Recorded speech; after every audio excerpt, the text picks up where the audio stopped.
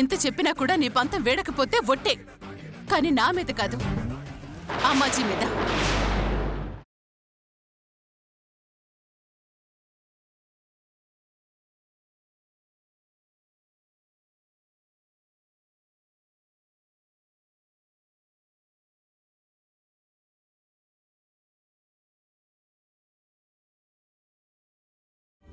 అదిగో ఒట్టు వేసేశావు.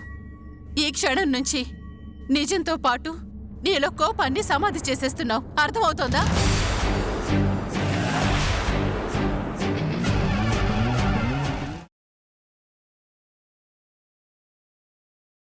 శివ, నానా, శివ, శివ!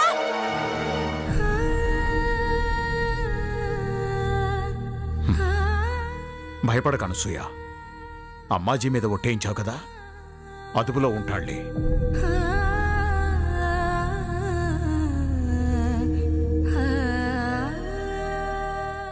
చిన్నది పెళ్లి ఆగిపోయిందని చెప్పగానే నా గుండె ఆగిపోయినంత పనైపోయిందండి. అబ్బా, అదేదో వాళ్ళ అక్క వెక్కిళ్ళు ఆపడానికి అన్నానంది కదా, దాన్నెందుకు పట్టించుకుంటావు? వదిలే. మామూలుగా అయితే పట్టించుకునేదాన్నే కాదు, కానీ పరిస్థితులు అలా ఉన్నాయి కదా. అమ్మాజీకి ఎప్పుడు నిజం తెలుస్తుందో, ఏ అర్ధరాత్రి పూట తలుపులు కొడుతుందో, ఎక్కడ పెళ్ళాగిపోతుందోనని భయంగా ఉందండి.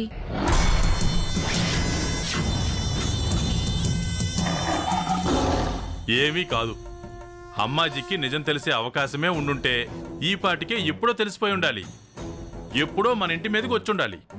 అంటే ఆ సిఐ చెప్పిందే నిజం. వాళ్ళకి తెలిసే అవకాశమే లేదు, తెలియదు. నిజమే నాన్న, కానీ అదేదో ఖచ్చితంగా తెలిసేంత వరకు ఏమవుతుందోనన్న భయం మనల్ని వెంటాడుతూనే ఉంటుంది. ఒక్కసారి అమ్మాజీకి ఫోన్ చేసి మాట్లాడండి నాన్న. ఏం మాట్లాడమంటావే? మీ అబ్బాయి మీదెవరో కేసు పెట్టారు కదా, మా అమ్మాయిని అనుమానిస్తున్నారా లేదా అనా? అబ్బా కాదమ్మా, ఏదో ఒక నెపంతో మాట్లాడితే మన మీద కోపం ఉంది లేనిది తెలిసిపోతుంది కదా. మంచి ఆలోచనే, కానీ ఏం మాట్లాడాలి? ఊళ్ళో ఏ పెళ్లి జరిగినా గుడి నుంచి ముత్యాల తలంబ్రాలు పంపించే సాంప్రదాయం ఉంది కదా. పంపించేది ఆ అమ్మాజీనే కదా. ఫోన్ చేసి అదే మాట అడగండి.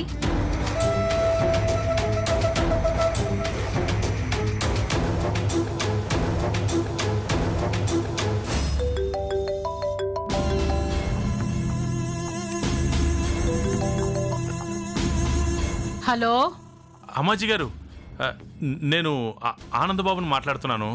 ఏమప్పా ఈ టైంలో ఫోన్ చేచ్చండారు? ఏమి సంగతి? మిమ్మల్ని ఇబ్బంది పెడుతున్నందుకు క్షమించాలి, కానీ పరిస్థితి అలాంటిది.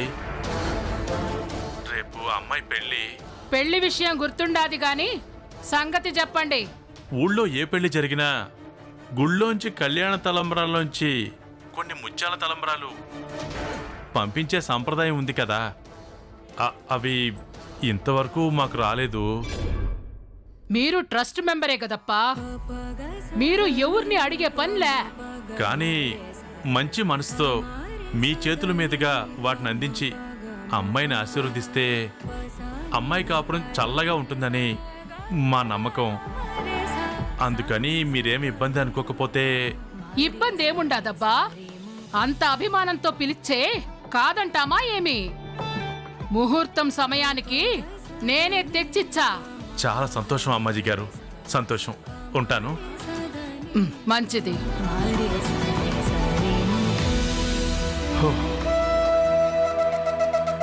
అమ్మయ్యా, గుండెల్లో ఉన్న బరువు అంతా ఒక్కసారి దించేసినట్టయింది. ఇక నీ భయం పోయినట్టే కదా? పోయిందండి.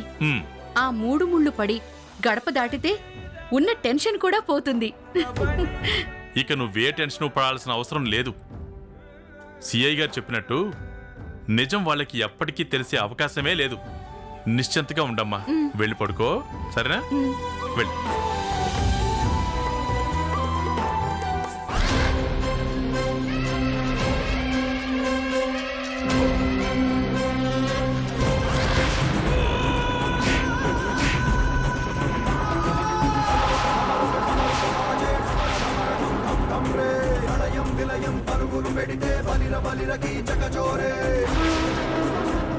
ట్రైన్లో కొట్టావు, పొరపాటు పడుంటావులే అని వదిలేశా. మార్కెట్లో వార్నింగ్ ఇచ్చావు, జరిగింది తెలియక తొందరపడ్డావేమో అని వదిలేశా. పోలీస్ కంప్లైంట్ ఇస్తే పరిస్థితులు నా గురించి తప్పుగా అర్థం చేసుకునేలా చేశాయేమోనని సర్దుకుపోయా.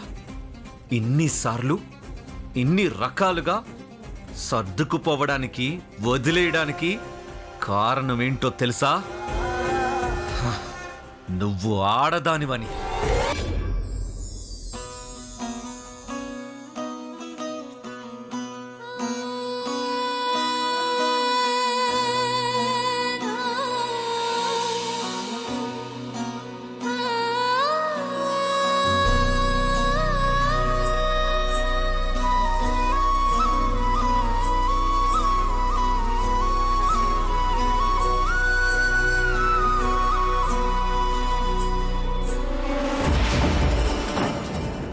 కానీ నీ కారణంగా మా అమ్మ ఇన్ని ఇబ్బందులు పడింది చూడు, దాన్ని మాత్రం నేను ఎప్పటికీ క్షమించను.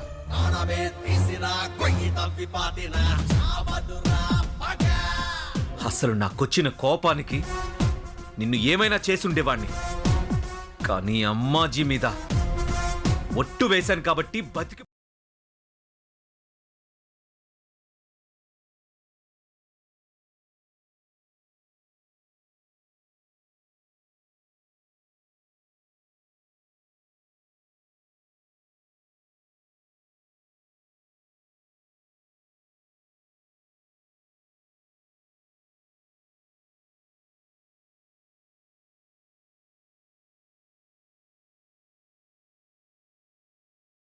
పొరపాటున ఇలాంటి సీన్ ఏదన్నా రిపీట్ అయిందనుకో, ఆ దేవుడు కూడా నిన్ను కాపాడలేడు.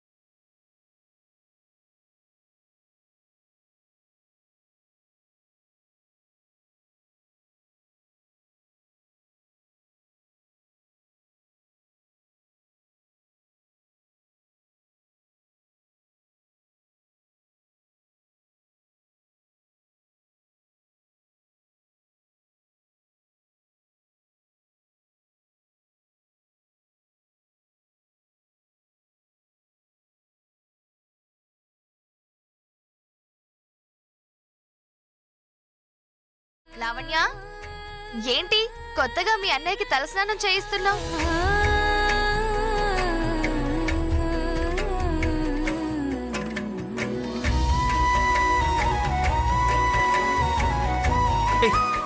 మెల్లిగా రుద్దు. అబ్బా, చేస్తున్నాను కదా. ఈ మాత్రం గట్టిగా రుద్దితే కానీ ఈ మట్టి బుర్రకు పట్టిన పిచ్చి ఆలోచనలు వదిలి మంచి ఆలోచనలు రావు. కరెక్టే, బాగా చెప్పావు లావణ్య.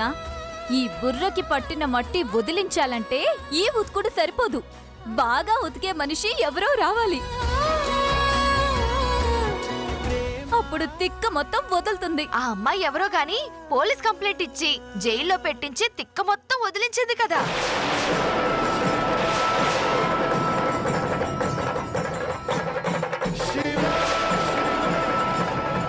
అయ్యో రామా, బయటకనేసానా? అంటే అన్నావు కానీ ఏమంటావో కాస్త తెలుసుకోనను బసవమ్మా. ఆ అమ్మాయి ఎవరో నా కొడుకు ఆడపిల్లల జోలికి పోడని తెలియక కంప్లైంట్ ఇచ్చింది. తెలిస్తే చేసిన తప్పు తెలుసుకొని కాళ్ల మీద పడుతుంది. నువ్వు స్నానం చేయించమ్మా. అవును, నువ్వేంటి ఇవాళ మీ అన్నయ్యని పెళ్లి కొడుకుని చేయిస్తున్నట్టు అభ్యంగన స్నానం చేయిస్తున్నావు? ఇది బయటకే అన్నానులే. మీ అన్నయ్యకి పెళ్ళేమైనా చేస్తున్నావా ఏంటి? ఈ రోజు కాకపోతే రేపైనా చేయాల్సిందే కదా పిన్ని. ఏమో ఎప్పుడు ఏ అమ్మాయి నచ్చుతుందో, ఏ క్షణంలో కళ్యాణ గడియలు ముంచుకొస్తాయో చెప్పలేం కదా. అందుకే మా అన్నయ్య ఎప్పుడు నిత్యం పెళ్లి కొడుకులా మెరిసిపోతూ ఉండాలి. కరెక్టే లావణ్య, ఈ రోజుల్లో ఎవ్వరినీ నమ్మడానికి లేదు. ఏమో, ఎక్కడైనా ఏ అమ్మాయి అయినా వచ్చి చూసిన చోటే తాళి కట్టి తెస్తాడేమో. అదిగో మళ్ళీ నా కొడుకునంటావ్? నా కొడుకు అలాంటి వాడు కాదని చెప్పానా? అమ్మ తల్లి, మీ కొడుకు శ్రీరామచంద్రుడే, ఒప్పుకుంటాం. మీరు వెళ్ళండి. కాకపోతే ఆ రాముడు తండ్రి మాట జవదాటడు, ఈ రాముడు అమ్మాజీ మాట జవదాటడు. అంతే తేడా.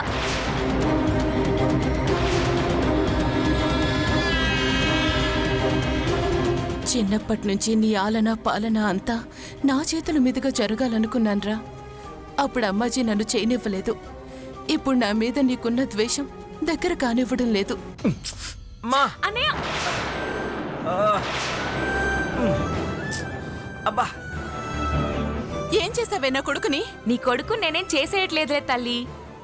కళ్ళల్లో కుంకుడుగాయ రసం పోయింది అంతే. చూసుకొని పోయేవే.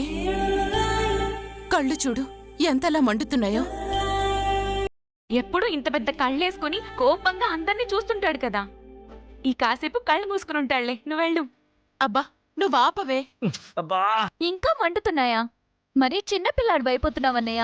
సరే, నీళ్లు పోస్తాను. త్వరగా పోయి.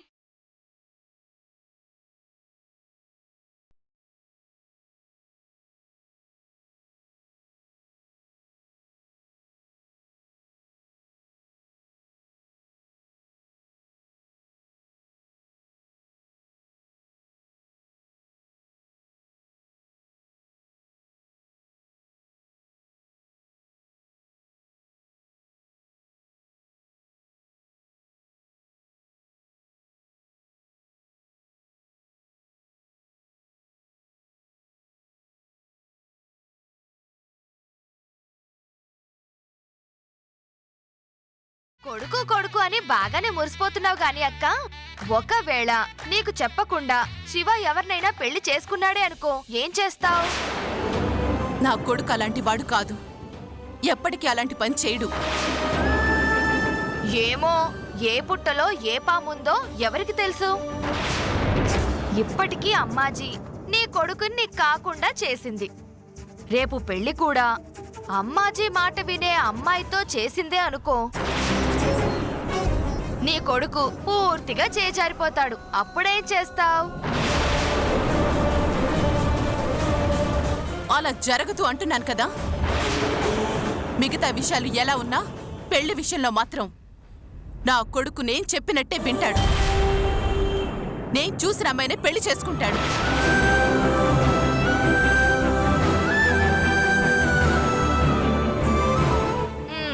ఏంటి నువ్వు చెప్పినట్టు జరిగేది? ఆ అమ్మాజీ ఏ దారిని పోయేదానో తెచ్చి అంటగడుతుంది చూడు. అయ్యో రామా, బయటకనేసానా? ఇక్కడెవరూ లేరులే, పర్వాలేదు. అమ్మ ఈశ్వరి, ఈశ్వరి, ఇదిగో ఈ చీర కట్టుకుని బయలుదేరు.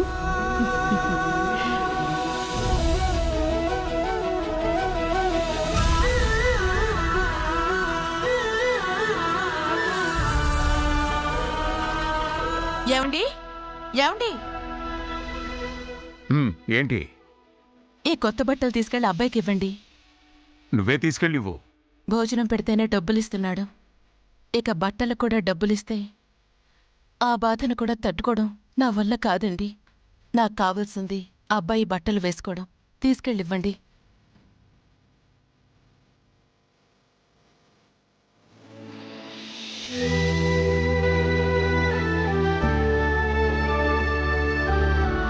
శివ, కొత్త బట్టలు తీసుకో. ఇప్పుడెందుకు? పండగ పూట ప్రేమగా ఇచ్చింది తీసుకోవాలి. ఎందుకు ఏమిటి అని ప్రశ్నలు అడగకూడదు.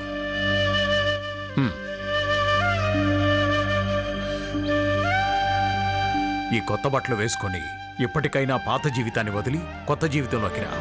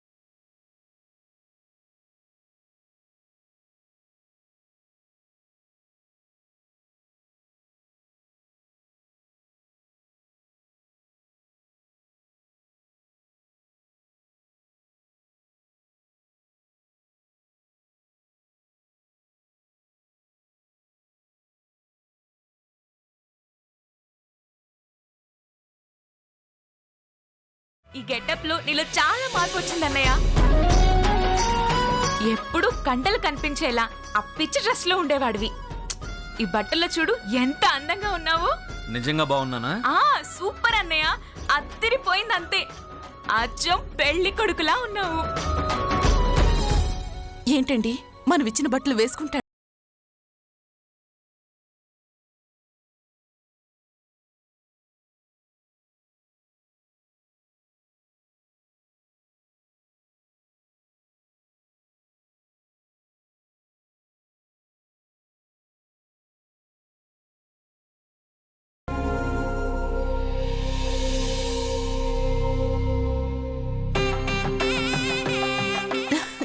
ఏమండి చూడండి నా కొడుకు ఎలా ఉన్నాడు.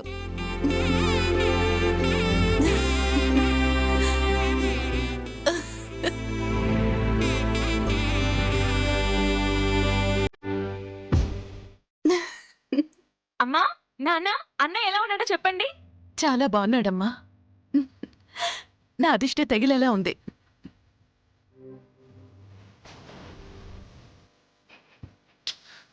ఇప్పుడు ఇవన్నీ ఎందుకు?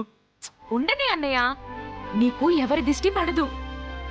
నువ్వెప్పుడు కంటికింపుగా ఇలాగే ఉండాలి నాన్న. ఏ మచ్చలేని చందమామలా ఉండాలి. శివుడు వస్తున్నా అమ్మా. అన్నయ్య,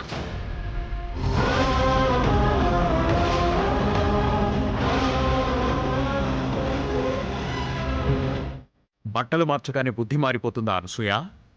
మనం ఎంత చెప్పినా అమ్మాజీ ఒక్క కేక వేయగానే ఎలా వెళ్ళిపోయాడో చూడు. కుక్కతోక వంకర అంటే ఇదే. ఏంటమ్మా? ఆనందబాబు కూతురు పెళ్ళుండ్లే, ముత్యాల తలంబ్రాలు తీసుకుపోయి ఇవ్వాలా.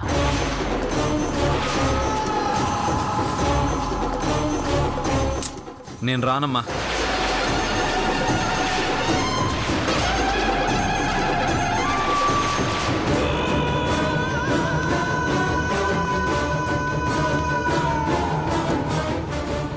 అమ్మయ్యా వెళ్ళట్లేదు. మారలేదన్నారు చూసారా? నెమ్మదిగా చెప్తే వాడు మారతాడండి. ఏమప్పా అమ్మ పిలిస్తే రానంటాండావు? ఏమైనాది? ఎవరి పెళ్లికో మనం మోసుకొని వెళ్ళి ఇవ్వడమేంటమ్మా? ఇది సాంప్రదాయం అప్పా. ఊళ్ళో వాళ్ళు మనకిచ్చేటి మర్యాద. మర్యాదని ఎవరైనా కాదనుకుంటారా ఏమి? పైగా ఎలక్షన్లొచ్చాండాయి. ఆనందబాబుకి జనంలో మంచి పేరుండాది.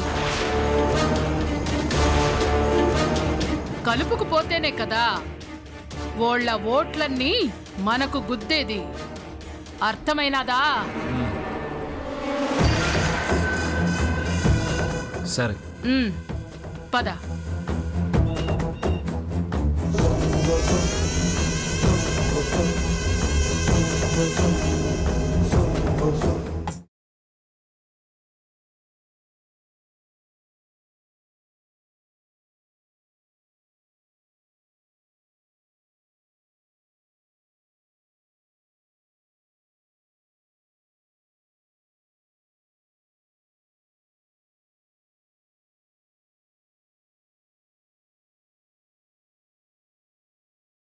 ఏమండి ఇలా జరిగిందేంటండి?